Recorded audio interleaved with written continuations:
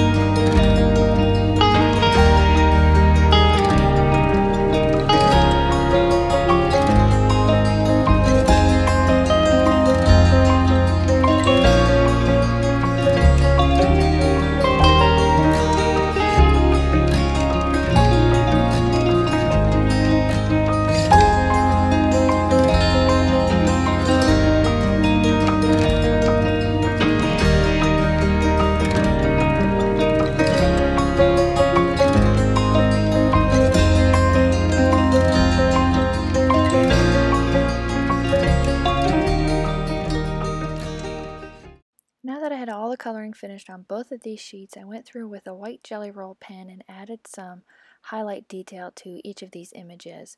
I really like doing this on these sort of cartoony critters more than I like doing them on anything else.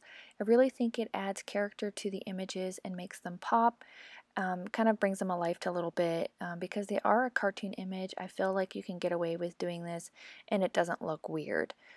Going through and adding those highlight details, I don't really have a particular pattern that I follow or a light source or anything like that. I just kind of go with what I think looks best, and I think they turned out great. These images are so sweet and so cute. I was so excited to be able to pull these images out and use them. I've been itching to use them, and then whenever Birdie retired, I didn't think I was going to be able to use them at all. I got them and I was like, I really want to use these and share them on my YouTube channel, but I didn't think I was going to be able to. But whenever I saw that they were releasing them from the vault and that they were going to be a continued product, I was almost jumping for joy. I was just thrilled and excited to share these with you. Once I had that all finished, I used the coordinating dies and cut them all out. And I'm going to start assembling the card. I'm going to take that background panel that is nice and dry now, and I'm going to start assembling my scene. I wanted to add the greeting to the bottom portion of these grass pieces. I just used some Slimline dies that I had in my stash. I think a couple are from Honeybee and a few are from Hello Bluebird, and some gray cardstock. This is just some gray cardstock that I had in my stash. There's lots of gray products out there on the market, so any cardstock will work just fine. And I'm just trimming off the excess with my paper trimmer here, and I wanted, like I said, I wanted that greeting on the bottom portion. I probably should have stamped it ahead of time, but I wasn't sure about the spacing and how high I wanted the grass to sit. So I just attached it down using the tape runner, and I'm going to heat emboss using some Brutus Monroe Alabaster White embossing powder. And like I said, I probably should have done it before, because whenever I heat it up with my heat gun, the glue or the adhesive underneath starts to lift a little bit because it's heating up that adhesive again. But I just went through with my liquid glue and just added a little bit underneath the areas that had lifted, and it was no worse for wear. It turned out fine. You can't even tell with the finished product. But in the future, I'll probably just trim them up and take it out and do it separate. But again, it worked out just fine and I didn't have any issues. I'm going to be using these birch tree dies from Fawn. I just cut them out using the same gray cardstock that I used for that back piece of grass. And I wanted to trim just a portion of the branch off of that one, just so it didn't look too kind of repetitive. This die set comes with 3 different trees, but I wanted to use only the really skinny ones. I didn't want to have the big fat trees on here.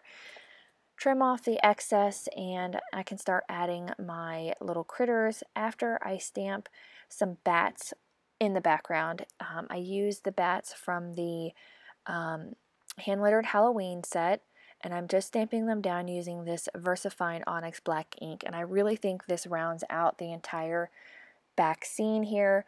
I was going to just leave it the way it was with the big moon, but I felt like I needed just a little bit of something else in the back, and adding these bats was the perfect addition.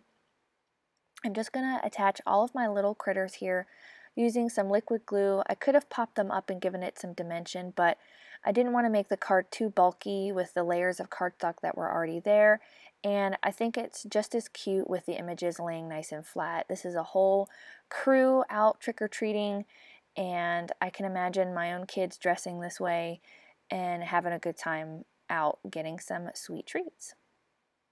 And I really wanted to make sure I used every critter in this stamp set because they're all so cute. And the pumpkin with the little candies, I'm going to attach it on the inside of the card. And after we're done with this here, you're going to see that I have both cards finished, and we're going to add some more finishing details.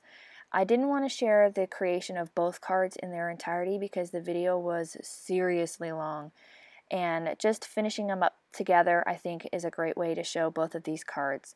I'm going through with some silver stars from Doris and just attaching them in the background to add a little bit more interest to the scene and a little bit more shine. I'm going to go in with my clear glitter brush pen from Wink of Stella and add a little bit more shimmer and sparkle to their little costumes and to their little pumpkins, and these cards will be finished. I had so much fun creating them.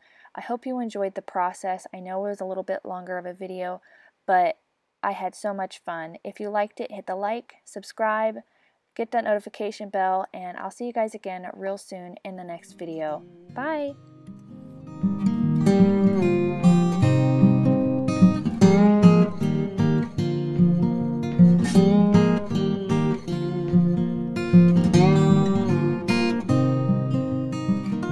On screen, I've got a few videos that I think you'll enjoy. Consider hitting the subscribe button so you don't miss out on any more videos at my YouTube channel.